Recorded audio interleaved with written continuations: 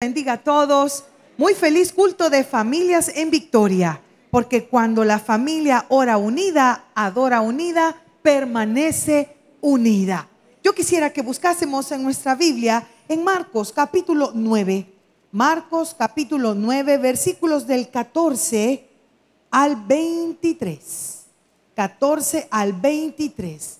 El tema de esta noche para nuestras familias es: en Jesús hay esperanza.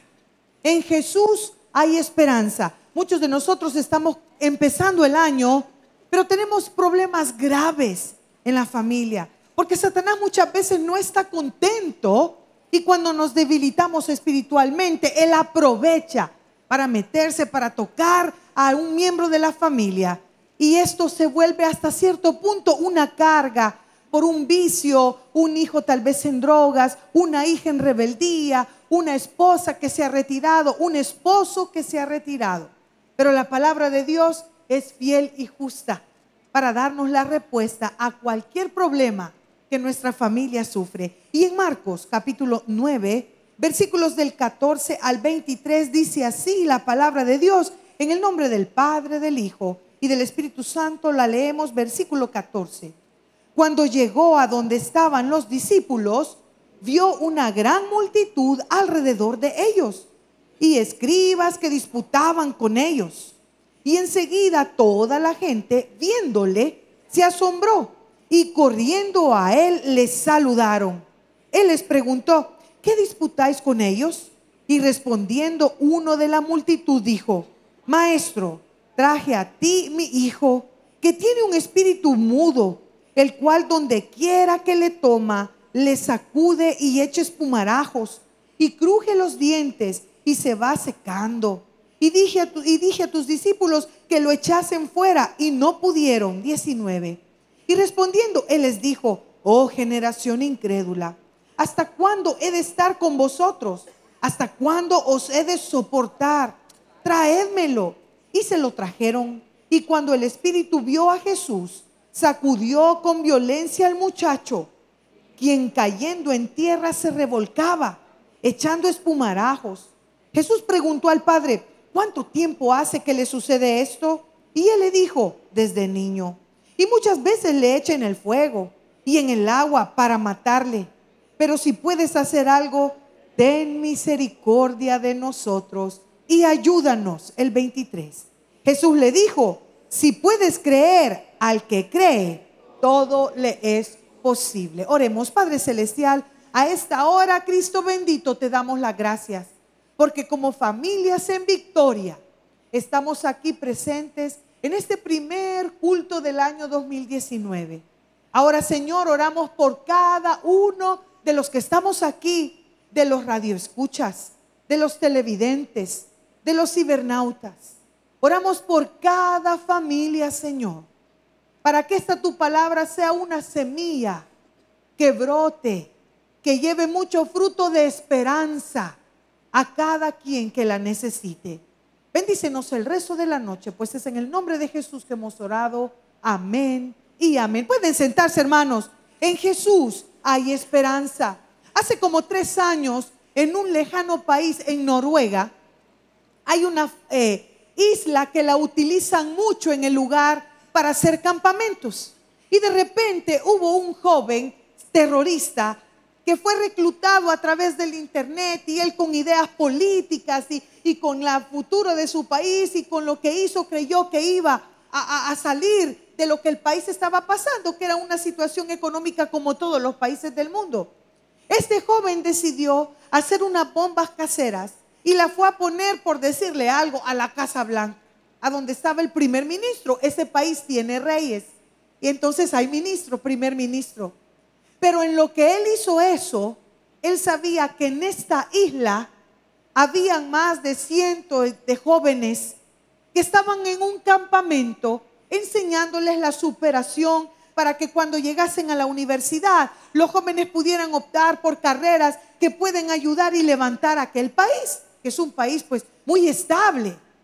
Y resultó que él, en lo que explotó la bomba, sale en su carro, se va, se toma un ferry y se va a la isla. Se disfraza de policía y comienza con un arma a matar a cada uno. En ese momento, imagínese usted que fue en un lapso, qué sé yo, de 1 hora, mató a 69 jóvenes menores de 18 años. Increíble uno al leer la noticia decir, ¿cómo puede esto suceder? Cuando lo arrestan, porque al nomás ver que ya venían, él se tira al suelo, pero con una sonrisa picaresca, una sonrisa que disfrutaba lo que estaba haciendo. Y él ya llevaba en su plan macabro el nombre del abogado que él pidió para que lo representara. Y resulta que cuando en tanta entrevista el abogado le dice, ¿y tú por qué hiciste esto? ¿Por qué hiciste esto? Y le dice él, porque les toqué donde más les dolía. Satanás es el padre de todo engaño. Y muchas veces no va a tocar tu bolsillo primero. Muchas veces no va a tocar tu carro primero. Muchas veces no va a tocar tu casa primero, sino que va a tocar a nuestros hijos. ¿Y cuántos testimonios hay, aún en familias pastorales, como comúnmente nos llamamos unas a otras?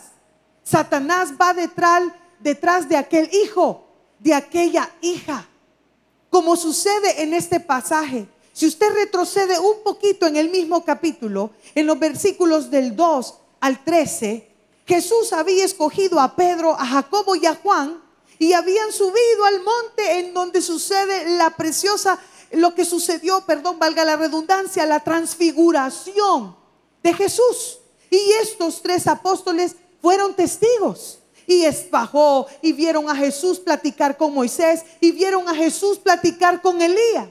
Pero cuando bajaron se da lo que acabamos de leer. Y mire cómo es el contraste. Ellos venían de ver aquella magnífico, a Jesús resplandeciente, lo que celebramos nosotros en agosto. Y venían de ver y celebrar y viste a Elías y viste a Moisés, de veras. Y ellos venían emocionados. Pero al bajar en el versículo 14, si usted se va conmigo, dice, cuando llegó a donde estaban los discípulos, vio una gran multitud alrededor de ellos y escribas que disputaban con ellos. Eran con los 9 apóstoles que se habían quedado. Y mire qué contraste, porque de la visión de la gloria de Dios que vieron en aquel monte, bajaron a encontrarse con un joven poseído por Satanás.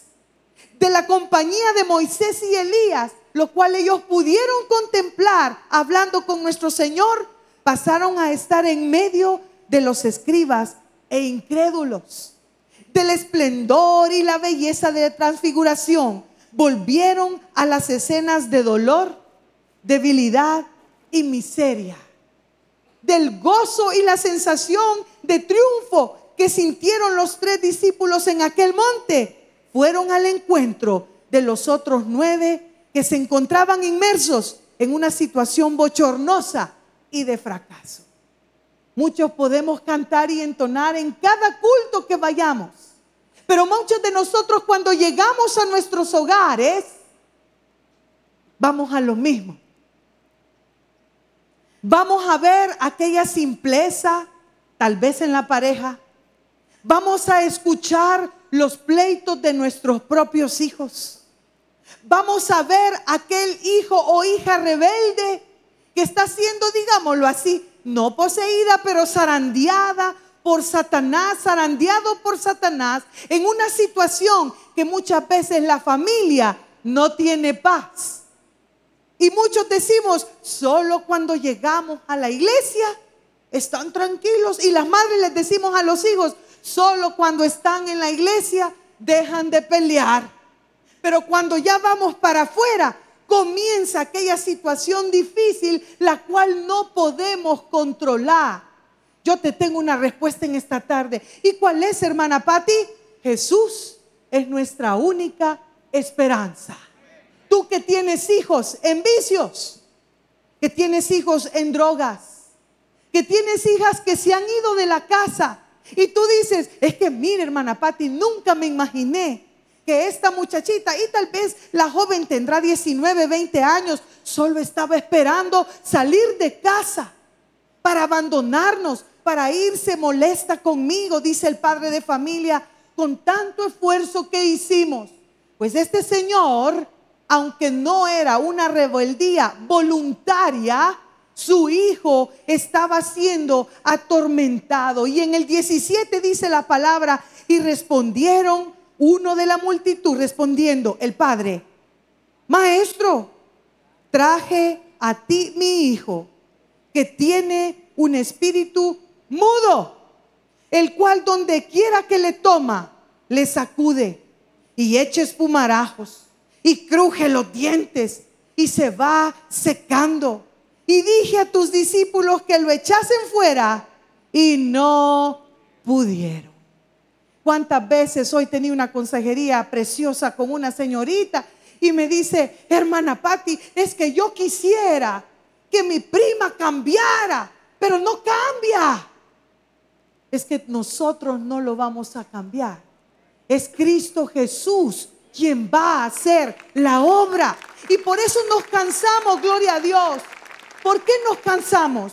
Nos cansamos porque ya estamos aburridas y aburridos de estar sermoneando a nuestros hijos, a nuestras hijas, a nuestros cónyuges, a nuestros sobrinos que viven con nosotros, a nuestros primos que viven con nosotros, y llegamos a un punto que nos hastiamos tanto y el Señor dice ahí arriba: hacete un lado y déjamelo a mí. Hacete un lado y déjamelo a mí. Pero muchas veces dentro del cristianismo, y mire qué abusivo lo que voy a decir, no respetamos los roles. Los roles es lo que cada quien hace en el hogar, en el trabajo, en la iglesia, pero también con Dios. Muchas veces no respetamos que nosotros no somos dioses para controlar todo lo que pasa en nuestro hogar. Tiene que ser el Señor el centro del hogar para que nuestro hogar esté controlado. Pero muchos de nosotros, como este señor, dice: mire, yo ya no aguanto. Mire, este hijo, el pobrecito, tiene un espíritu mudo. Pero eso no lo callaba. Qué duro es tratar con jóvenes que son rebeldes pasivos, ¿verdad? Vení para acá, te voy a quitar tal cosa. Ya no vas a salir. Esposa, qué difícil es tratar con un esposo, vea que, mira, vamos a hacer tal cosa. Está bueno, está bueno. Ay, es que solo eso me decís. Qué duro es tratar con personas que tú dices: hijo, hija, deja las malas andanzas. Mira cómo estás. Ay, mamá, ay, papá, ya vas con lo mismo. Y pueden pasar 1, 2, 5, 10 años y seguimos viniendo a la iglesia y no vemos un cambio. ¿Y sabe qué decimos al final? Ay, ojalá que esta rebelde encuentre un hombre y se vaya rápido. Porque allá, pero ¿sabe qué? Me decía una hermana: ¿sabe qué es lo que tiene mi miedo? ¿Cuál, hermana? Que como es tan rebelde aquí, me la vayan a devolver. Pero yo ya le dije: si me la devuelven, yo no la recibo. Porque estamos cansados de lidiar con aquel hijo que no quiere estudiar. Vamos a comenzar un año más y allá anda la pobre hermana haciendo un préstamo. ¿Y para qué quiere dinero, hermana? Es que mi hijo lo va a intentar de nuevo en la U. ¿Y cuántas veces ha intentado? Ya lleva 5 carreras, hermana. Ya lleva 5 carreras. Pero yo tengo fe, oiga, pero yo tengo fe en que más de alguna va a pegar. Y nos seguimos endeudando como familias. Y nuestros hijos están acomodados. Ah, si mami paga. Ah, si papi paga. ¿Y qué sucede? Llega un punto en que ya no lo soportas. Y perdemos la cabeza. Y este pobre hombre, a pesar de que era una enfermedad, digámoslo así, muy compleja, dijo: no, yo lo voy a llevar. ¿Quiénes son tú? Oiga, son unos discípulos que andan allá con uno que le dicen maestro. Pues ahí se los voy a llevar. Y quizás aquel hombre dijo: aquí les traigo. Y los discípulos, como siervos del Señor, ¿verdad? Tráigamelo. Ay, nosotros vamos a orar por él. Ese fue su problema. ¿Cuál, hermana? La falta de fe. Obviamente, ahí dice el pasaje, que no tomaron en cuenta a Dios a la hora de orar por el muchacho. Lo quisieron hacer, y ese es un punto importante, lo quisieron hacer por sus propios esfuerzos. Es que yo ya no aguanto. Deja que Dios lo haga. Es que yo ya no soporto esta situación. Deja que Dios la solucione. Pero necesitamos darle espacio, porque si no va a pasar un año, va a pasar otro año. Decía una madrecita, mire qué duro las situaciones hoy están tan complejas. Hermana Patti, tenía yo mis cosas ya listas para el trabajo. Me voy a la parada que queda 3 cuadras y de repente, dice ella, me acordé que había olvidado algo que tenía que llevar a la oficina. Se regresa, le toca la puerta al hijo y sale el hijo desnudo y tenía a su novio adentro en el cuarto. Y cuando ella vio, ¿y esto qué es? Lo que usted se imagina, eso es. Y esa mujer venía atolondrada y decía, hermana Patti, si lo crié en un colegio cristiano, ese muchacho se ha criado en la iglesia. El problema es que nunca tuvo un encuentro personal con Cristo. Y por eso nosotros los padres, los responsables del hogar, no solo basta con traerlos a la iglesia, sino que tenemos que tener un encuentro personal como lo hizo este hombre. Y dijo, yo se lo traje a tus discípulos, pero mira todo lo que tiene mi hijo. Y dice en el 19, y respondiendo él, Jesús les dijo, oh generación incrédula, ¿qué no te basta que yo soy el que tengo el poder? ¿Qué no te basta que yo soy todo suficiente? Y en pocas palabras le dijo, bástate mi gracia, bástate yo, dice el Señor. ¿Por qué? Porque yo te puedo sacar adelante. Yo puedo cambiar la situación de tu hogar, pero reconoce que solo yo soy el que puedo hacerlo. Número 2, reconoce que no estás solo. Reconoce que tú no vas a poder hacerlo solo. Ya no gastes en tantos psicólogos. Ya no gastes, y lo digo con respeto, quien estudie psicología, ya no gastes en tantos psicólogas. ¿Por qué? Porque la palabra de Dios tiene tu respuesta. El problema es que muchos de nosotros dejamos la palabra de Dios de último. Dejamos el altar familiar de último. Dejamos como última alternativa, se lo voy a llevar al pastor. Es correcto, pero llévaselo a Cristo primero. Él va a dar la solución. Nos traen una criatura para un examen de admisión y cuando el niño entra, qué sé yo, 6, 7 años, ¡guau!, hizo un escándalo. Y le dimos la papeleta y agarró aquello y lo rayaba. Y le decía a la señorita, escriba, colorea aquí. Yo no quiero, ¡guau! A la hora de las horas, cuando vinieron a traer la respuesta, le dijimos, hermano, no podemos recibirlo porque no pudimos evaluarlo. Y el padre dice, ¿y cómo es posible que no me lo reciban? Es que no se trata de eso, no lo podemos nivelar porque el niño no ha hecho el examen. Y le dijimos, tráigalo en tal fecha. Un mes, una oportunidad, pero miren, hermanos, oren, enséñenle, ayúdenle. Pasó un mes y regresa la criatura. Y me dice la maestra, mire, hoy venía bien diferente. Y trabajó, no lo hizo excelente, porque en un mes no va a ganar un año, pero puede. Tu hijo y tu hija pueden, pero necesitan al Señor en sus vidas. Si tú tienes hijos que dicen, no, yo por este ya no invierto, ¿para qué voy a invertir? Si mire, no aprovecha, con Cristo va a aprovechar. Pero recuerde papá, recuerde mamá, esposo, esposa, que no lo podemos hacer solos. Tenemos que pedir la ayuda del Señor. Ahora, ¿y por qué se comporta así? Más abajo dice, y Jesús le pregunta, ¿y desde cuándo está el niño así? ¿Desde cuándo hace estas cosas? Desde que era pequeño. Ahora yo te pregunto, ¿desde cuándo comenzaron tus hijos? ¿Desde cuándo comenzaron tus hijas a mostrar conductas que no son cristianas? ¿Desde cuándo comenzaron tus hijos y tus hijas a decir, hija, vení, ve y anda? Hija, pásame esto, ve. En vez de decir, por favor, en vez de no alzar la voz, ¿desde cuándo? Ese día que comenzaron y nosotros somos tolerantes, ellos van a seguir y van a seguir y van a seguir y van a seguir hasta que lleguen a un punto que te van a echar espumarajos, que se van a comportar como este pobre joven y que tiene,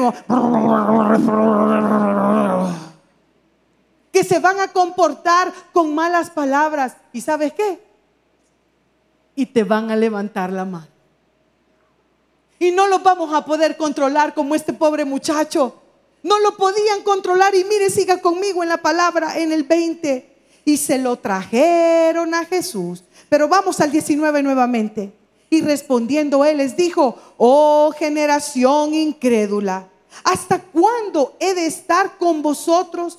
¿Hasta cuándo os he de soportar? Traédmelo. ¿Qué nos dice el Señor en esta noche? Tráiganmelo. Es lindo presentar los domingos.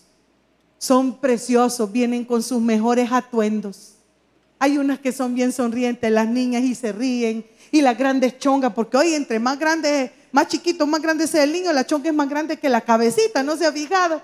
Y se ven bien bonitos. Y aquel padre orgulloso, ya se los trajimos pequeños, pero no hay que dejar de entregárselos a Dios. No dejes de traerlos. Está un año escolar por comenzar, prácticamente en 10 días. Ay, tiene que hacer tareas. Tráelo a la casa de Dios, porque Jesús te dice, como dice la palabra, traédmelo. 20, y se lo trajeron. Y cuando el Espíritu, oiga, cuando el Espíritu vio a Jesús, sacudió con violencia al muchacho, quien cayendo en tierra se revolcaba echando espumarajos. No te asustes cuando quieras imponerle manos a tus hijos. No te asustes cuando los hayas traído obligados. Que no te dé miedo que te van a dejar de querer, porque los vas a traer a la casa de Dios, porque esas son las mejores decisiones que podemos tomar. Traerlos a Jesús, pero no los dejes en casa. No los prestes para que pasen la noche en lugares extraños. No los prestes para que otros te los aconsejen, sino que no tires la toalla con ese hijo, esa hija rebelde. Y usted cree que puede cambiar en Cristo Jesús. Ahí más abajo lo dice, todo es posible. Y si tú crees que tus hijos, el que te está dando problemas, ese hijo que por drogas te está robando, esa hija que por tener una vida silenciosa no dice nada, pero todo es mentira, no le pasa eso. Es que tal cosa, no, eso no es mentira. Pero es que fíjate que dice la tía que te vio allá en Metrocentro. No era yo. Pero es que mira, hija, aquí tus notas dicen que solo 4 tenés. Se han equivocado, la señorita se equivocó de cuadro. Porque el padre Satanás es el padre de mentira. Y cuando nuestros hijos comienzan a mentir, es que algo malo está pasando en sus corazones y en sus vidas. Y es por eso que tenemos que llevárselo a Jesús. Y no se vaya a extrañar que de repente tienen el encuentro y sus amigos comienzan a hostigarlos más y se comienzan a comportar más duramente. Mas sin embargo, Jesús, al ver al muchacho, y mírenlo ahí en el 20, y se lo trajeron. Y cuando el Espíritu, porque sabe, los demonios conocen mejor a Jesús que nosotros. Le tienen temor, nosotros no. Pero los demonios conocen mejor a Jesús que nosotros. Y miren el 21, Jesús preguntó al Padre, ¿cuánto tiempo hace que le sucede esto? Y él le dijo, desde niño. Otro punto importante, por favor, haz memoria e investiga la vida de tus hijos. Si él preguntó su vida anterior, si él preguntó la razón por la cual ese muchacho se estaba comportando así, pregunta, ve, investiga. Resto hemos hablado de celulares. Entra a sus cuartos, a sus dormitorios, revisa el techo. Tanto así, hermana Patti, tanto así, hermanos.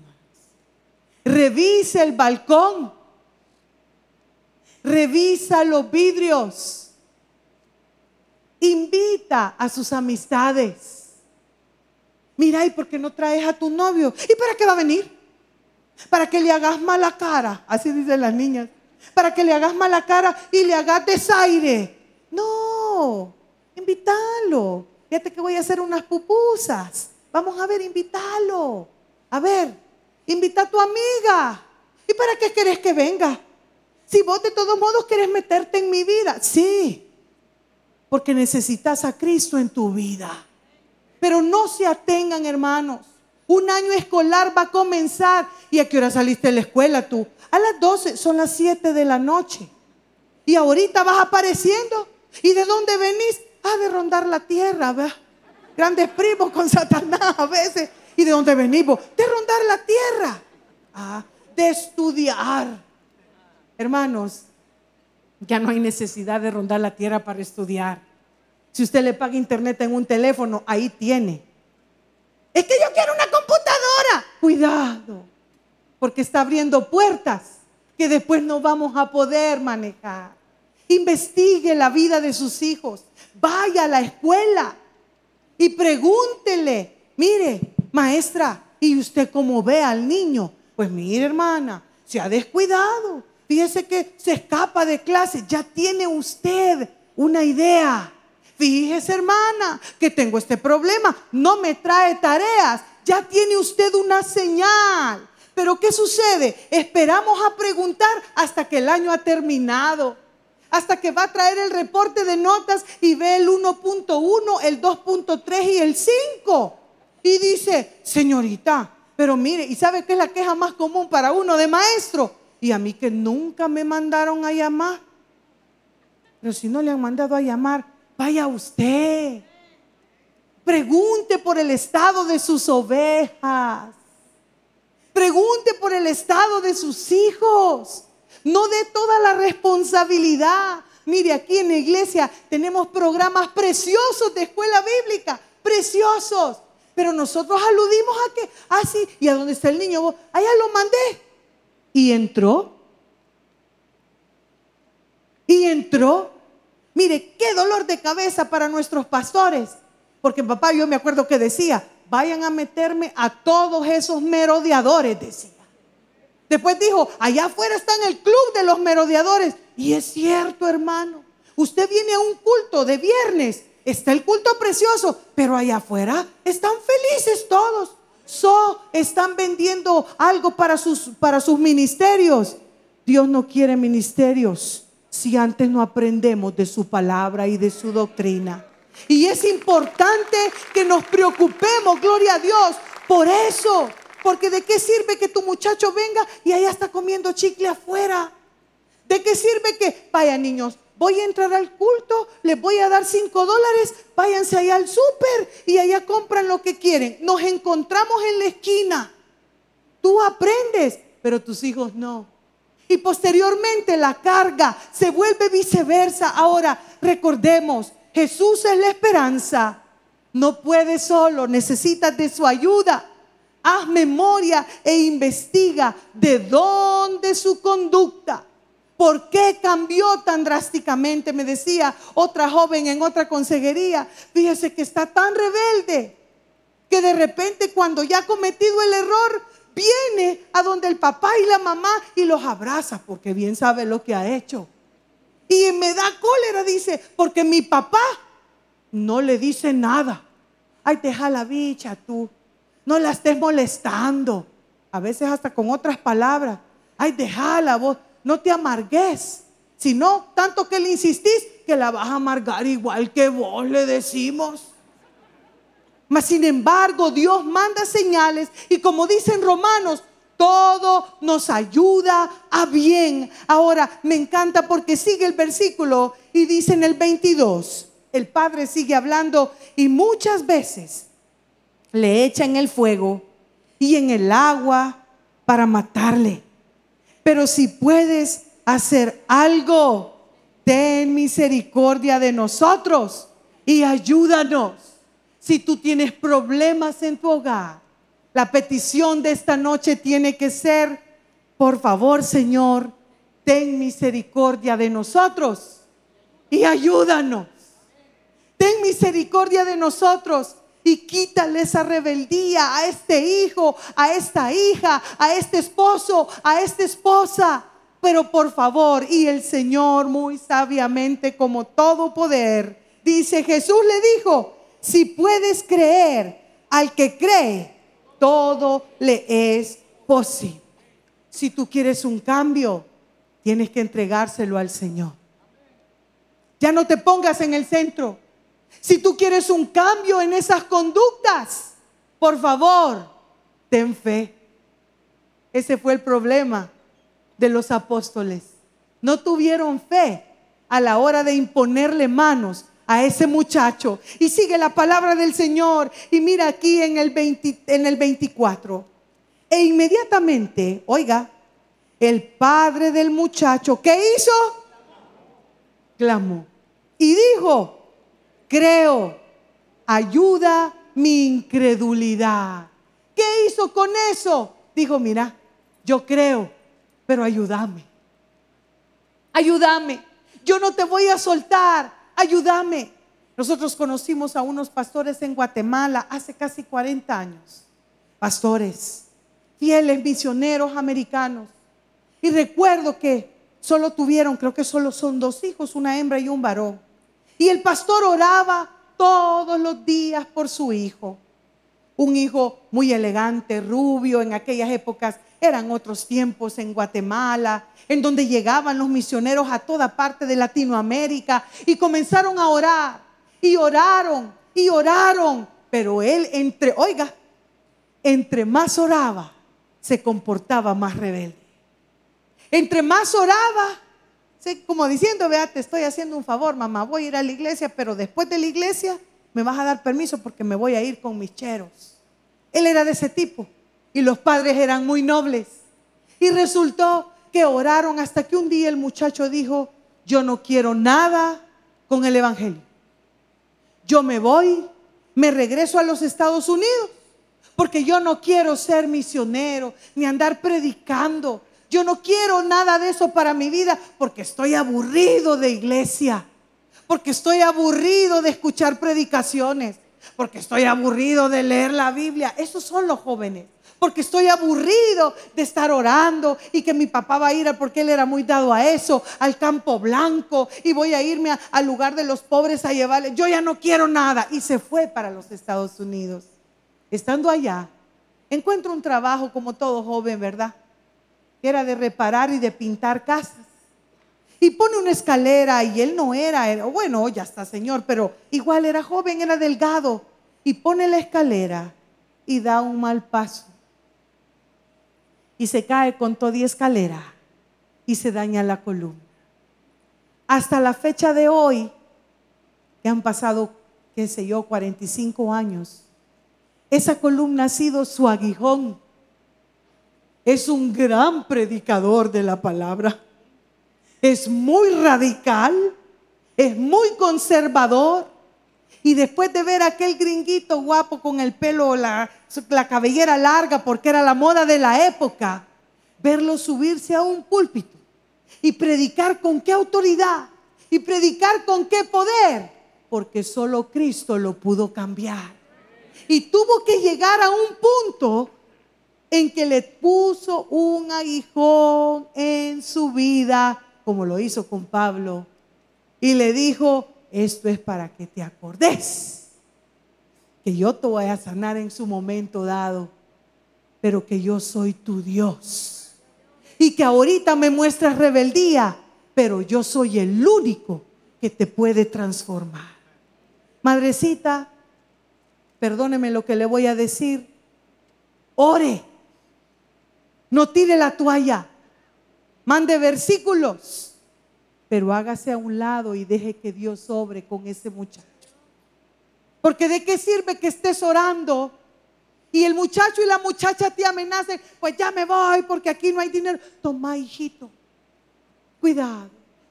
¿De qué te sirve que el papá está poniendo orden y la mamá en la puerta de atrás le dice: vení, no le hagas caso a tu papá. Aquí te voy a abrir la puerta, te la voy a dejar sin pasador para la hora que tú vengas. Aquí te voy a dejar la llave en la ventana. Y todo lo que Dios a través de la oración quiere hacer con ese muchacho, nosotros los padres alcahuetos muchas veces lo echamos a perder.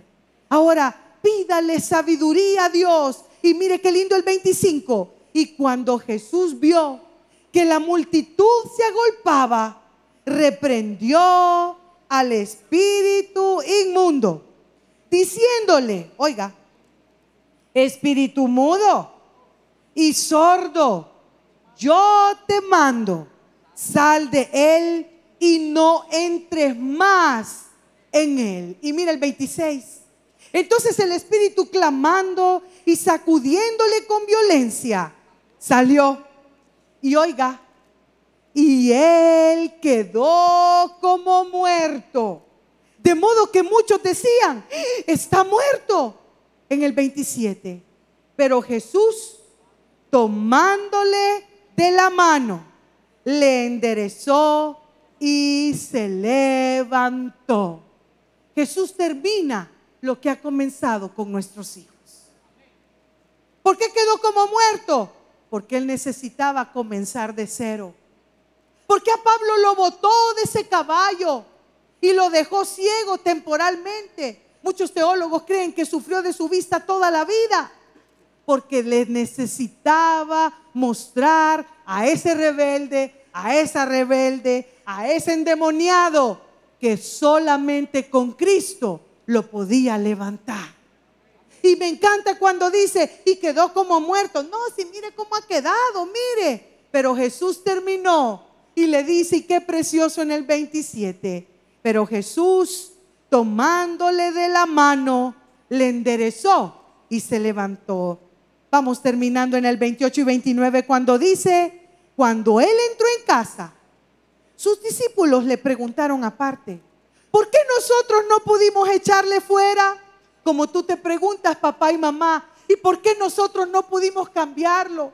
Si hicimos un esfuerzo grande, invertimos en su educación. Y mira lo que Jesús nos responde a todos a esta hora. Y les dijo: este género con nada puede salir, sino con oración y ayuno.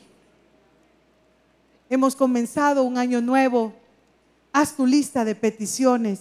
¿Quién recibió esa hojita el 31 y en los cultos subsiguientes? Y si no, vamos a conseguírselos para la otra vez, el otro lunes. En esa petición, tú tienes que poner algo muy personal, pero pon a tu familia primero.